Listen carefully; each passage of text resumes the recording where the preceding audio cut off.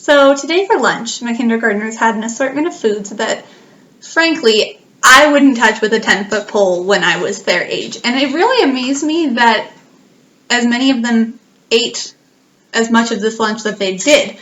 And of course, you may be thinking that it was disgusting, mushy awfulness. No, not at all. I was surprised because it was such a healthy lunch, and so many of the kids seemed to really enjoy it.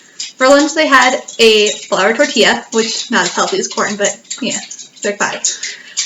They had an assortment of teriyaki-type chicken and some kind of sauce with all sorts of spices. They had fried rice with mixed vegetables in it. I could see some black beans. I could see some carrots. It seemed like a good, healthy mix. And they had pineapple slices in their pineapple juice. I wouldn't eat any of that. Not as an adult, but certainly not as a kindergartner. And thinking back on it, I didn't have food like that on my lunch tray when I was in kindergarten. We had instant mashed potatoes and meatloaf that made you question whether they actually used meat.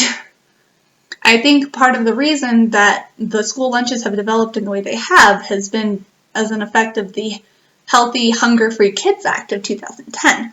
So I'm going to talk about that today. I'm going to talk about 3 different programs or laws in place for educators, how they affect the education system, especially the students and the teachers, but also how they affect parents as well.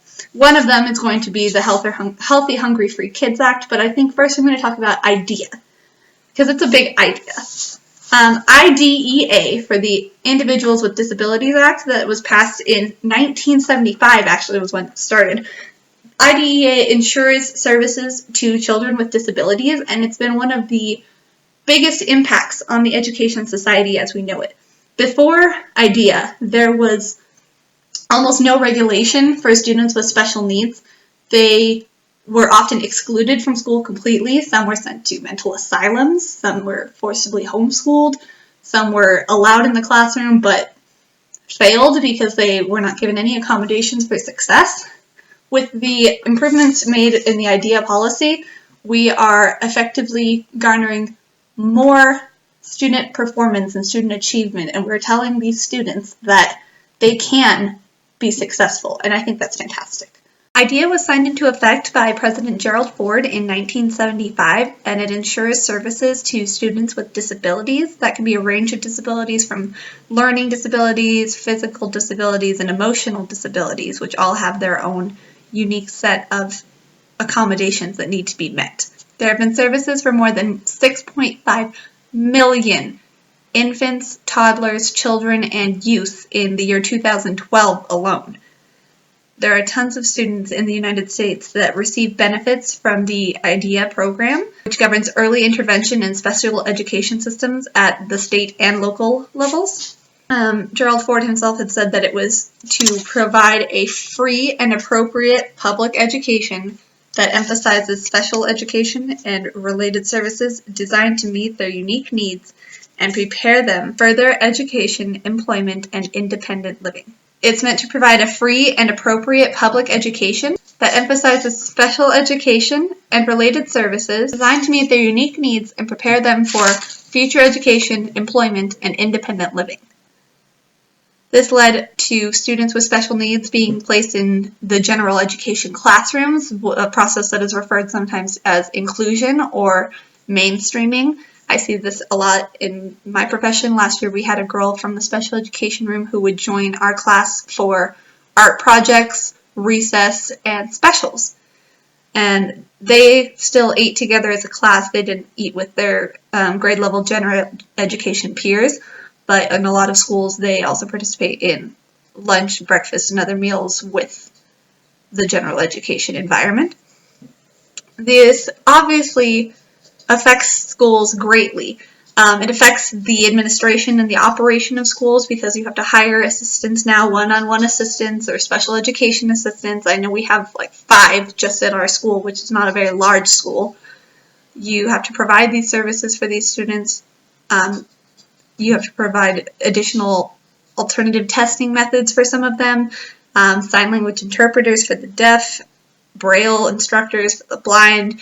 The fact that the public education system is required to accommodate these students instead of just saying, oh, well, that's their parents' responsibility, has a major impact on the other students, and especially on these students that received these benefits from this program.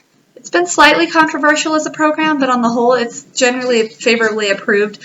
Most of the problems with the program aren't the idea of the program itself, but Congress not funding the program and the idea of a one-size-fits-all policy that says that every special education student benefits from these things, when just as general education students have different learning styles and different strategies are necessary to reach them, the same is especially true of special education students who have advanced needs. You can't put them into a one-size-fits-all policy and expect to see great results. Moving on to the programs that directly affect us from what I experienced today at lunchtime would be the Healthy, Hungry-Free Kids Act, signed into effect by President Barack Obama in 2010. As I'm sure many people know, his wife Michelle Obama has been a champion for nutritional reform in the schools and the public sector in general. The Healthy, Hungry-Free Kids Act affects a variety of programs from the school lunch program and breakfast program to summer food service programs, nutrition for women specifically, and the child and adult care food program. The foundation for this movement was from the National School Lunch Program, the NSLP, that was in effect in 1946.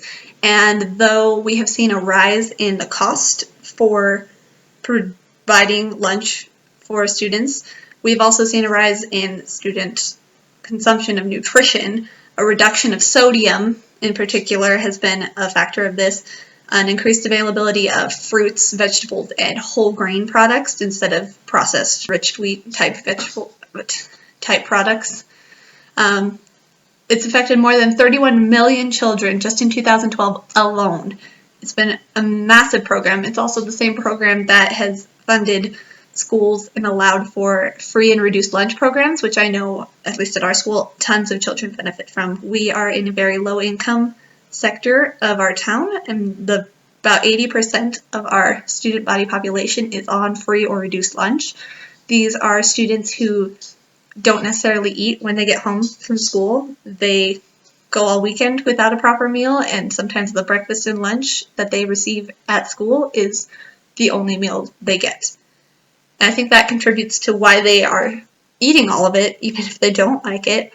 But it is helping contribute to a better nutritional standard for them and helping them to embrace the idea that getting something like this for lunch is not as good as getting something like this for lunch, which I feel like my generation, and I'm sure the generations before me, were not quite as instilled with the school lunch programs were providing sloppy joes and leftovers and whatever they could serve at a cheap cost to students regardless of the nutritional intake. The last program that I want to discuss today is actually the instigation of the Common Core standards. It's been quite a controversial topic. It seems to have died down a bit in the last few years, but especially in 2010, it was a big deal. It was sponsored by the National Governors Association and the Council of Chief State School Officers. It really can be traced back to the standards of accountability movement that occurred in the 90s when people were more pushing for educational reform and for state-mandated standards in the first place, which were not in place by then. It was more of a teachers teach what they teach, do your thing. Announced on June 1st, 2009, the stated purpose of the Common Core standards was to provide a consistent, clear understanding of what students are expected to learn so teachers and parents know what they need to do to help them. The standards for math and English were released on June 2nd, 2010, and they were intended to enable students to compete in a global economy. After several indications, standardized testing and international scores were indicating that the American students were falling behind the rest of the world in successful life endeavors, business skills, technology skills. Interestingly enough, however, the Common Core standards do not address computer information skills that are necessary for 21st century literacy and accountability. The standards are copyrighted by NGA's Center for Best Practices of Majority, and 42 states initially adopted the Common Core not Alaska, Nebraska, Texas, Oklahoma, Indiana, North Carolina, or West Virginia. And actually 3 of those states had originally adopted it, but decided later on that it wasn't for them, and they decided to change it back. Interestingly enough, part of the reason so many states were eager to adopt the Common Core standards is because grant waivers from the No Child Left Behind Act were directly connected to the adoption of Common Core standards. Once the No Child Left Behind Act was changed to the Every Student Succeeds Act, that connection was dropped off, and we saw a decline in interest in the Common Core standards. President Trump plans to abolish the Common Core standards with his School Choice and Education Opportunity Act, and there's been a lot of controversy about that as well, although it's whether or not that controversy arises from people who don't like the idea of the Common Cores, people who do like the idea of the Common Cores, or people who do like Trump and don't like Trump. It remains to be seen. There's been a lot of criticism of the Common Core standards in the past few years. It's been stated that the Common Core standards have done little to equalize academic achievement among the states. So if these national standards that are supposed to equip our students for success in a global market aren't showing a leveling out of achievement just in our country, how is that supposed to reflect the achievement in comparison to the rest of the world? However, the Common Core standards are supported by 76% of the National Education Association teacher members, but what do they know? They're just teachers.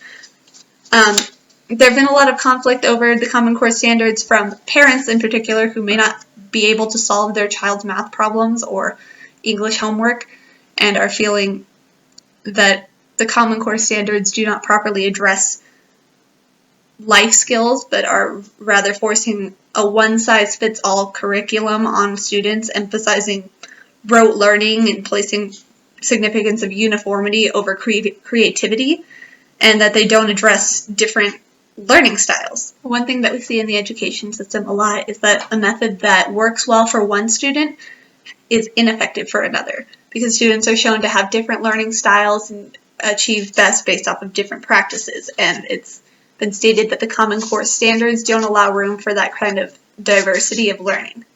Another problem that many people have had with the Common Core standards is the cost of implementing them. Diane Ravitch was on the record as saying that Los Angeles was committed to spending $1 billion on iPads for their students to be able to take the tests in the Pearson Common Core standard format. They took the money for that from a bond issue that was approved by voting members of the community for the construction and repair of their school facilities.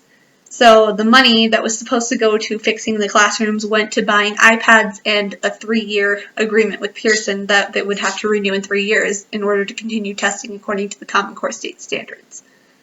The district, in turn, has cut arts teachers, increased class sizes, and neglected the repair of buildings that have fallen into disrepair in order to fund the Common Core system. While the IDEA Act, the Healthy Hunger-Free Kids Act, and the Common Core state standards implemented are all different programs that have different results, they all affect the education system greatly. IDEA affects the students involved, obviously, because it gets them the resources that they need to be successful students and to be successful members of the community as they grow. It affects the teachers because general education teachers have to accommodate special education students for activities such as recess and specials or artistic projects. They don't need to necessarily be able to teach them math, but they do need to accommodate them in their classroom and ensure that students are able to communicate effectively with each other, which can be incredibly difficult with students who have emotional disabilities. I've seen for myself firsthand some students who do not function well with others, and it's heartbreaking. The Healthy Hunger-Free Kids Act affects the performance of students because I don't know about anybody else, but when I'm hungry, I can't work. I can't think. I just want food. Some of these kids, it's the only meal they get, and so providing the nutrition, providing the sustenance helps them get through the day, helps them maintain their grades, maintain their focus, maintain all of their social and cognitive functioning. While it can be argued that it only works if the kids actually eat the food, which I've seen many students don't actually eat the food that's provided to them because they don't like it. the fact remains that the food has been presented for them for their benefit. And that helps teachers as well, because it's hard to teach students who are hungry. It's hard to teach when you know your student has a rumbling belly and just wants to eat. Common Core has had the most recent effect on our society. The updated state standards and expectations for students have put increased pressure in the testing environment. Many parents and teachers are unsure whether or not the Common Core standards are actually beneficial for the students for the amount of stress they end up going through, but initial research and evidence shows that the Common Core math in particular that's been developed helps students process information easier and helps them develop problem-solving skills and learn to look at problems creatively, offering multiple solutions to one problem, which is a valuable skill in today's market. All in all, these 3 programs have had a massive influence on our education system here in America and may be viewed as a reflection of our success throughout the world. I think it's important as educators to understand the laws that affect us, and as parents to understand the programs that are put in place to affect your children. I also think that it's important as we move forward to remember that we are a global community, and as we implement new laws, possibly look to other countries and how their education system is factoring in regards to the laws we are trying to put in place. If they have a similar system, how did it work out for them? Thank you.